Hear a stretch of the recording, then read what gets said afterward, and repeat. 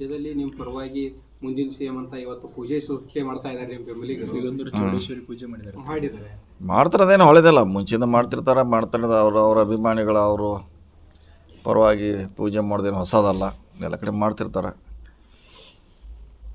So ಅದಕ್ಕೆ ಕಾಲಾವಕಾಶ ಕಾಯಬೇಕು, ಅವಾಗ ಅದು ಬರಬೇಕದು ಅಷ್ಟೇ. ಮುಂದಿನ ನಡೆ ಪಕ್ಷ ಇರ್ತೈತಿ, ಪಕ್ಷ ಕಟ್ಟೋದು 28ರಲ್ಲಿ ಮತ್ತೆ ನಮ್ಮ ಸರ್ಕಾರ ಅಧಿಕಾರ ಬರಬೇಕು. ಸೊ ಅದೇ ನಮ್ಮ ಎಲ್ಲರದು ನಡೆ.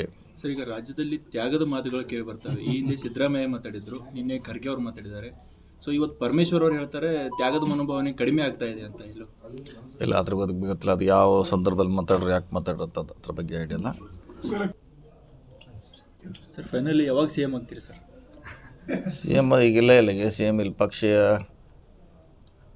ಮತ್ತೆ ಅಧಿಕಾರಕ್ಕೆ ಬರ್ಬೇಕಷ್ಟೇ ಈಗ ನಮ್ಮದು ಗುರಿ. ಸಿ ಎಮ್ ಅಧಿಕಾರ ಇಲ್ಲ, ಅಧಿಕಾರ ಬರೋದು ಒಂದೇ ಗುರಿ. ಹೈಕಮಾಂಡ್ ಆದೇಶಕ್ಕೆ ಎಲ್ಲ ನಾಯಕರು ಸೈಲೆಂಟ್ ಹೊಡೆದ್ರೆ ಏನು ಸರ್?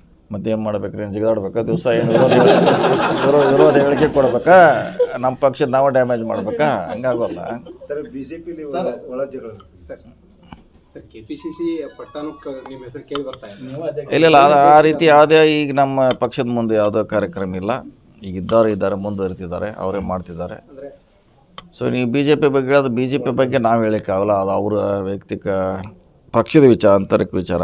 ಅದ್ರ ಬಗ್ಗೆ ನಾವೇನು ಹೇಳೋಕ್ಕಾಗಲ್ಲ. ಅದು ಡಿ ಕೆ ಶಿವಕುಮಾರ್ ಅವರೇ ಮುಂದುವರಿತಾರೆ. ಇಲ್ಲ ಪ್ಲೀಸ್, ಮತ್ತೆ ಹೋಗಿ ಮತ್ತೆ ಸಂಜೆಗೆ ಅದು ಬೇರೆ ಆಗ್ತೈತಿ. ನಾ ಇಲ್ಲೇನೋ ಹೇಳ್ತೀನಿ, ಅಲ್ಲಿ ಹೋಗಿ ಸಂಜೆಗೆ ಹೋಗಿ ಮತ್ತೆ ನಾನು ಇರೋದು 4 ಮಂದಿ, ನಾವು ಇರೋದು ಆಗೋಲ್ಲ. ಪ್ಲೀಸ್ ಅದ್ರ ಬಗ್ಗೆ ಹೇಳಿ.